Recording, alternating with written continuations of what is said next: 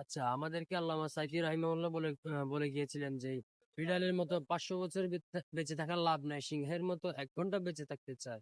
আর আমাদের আপনার ফাহাদ ভাই ওই কাজটি করে গিয়েছেন, আমাদের শহীদ হাদি ভাই ওই কাজটি করে গিয়েছেন। আমরা কেন বসে থাকবো? আমরা এই কাজটা চালিয়ে যাই।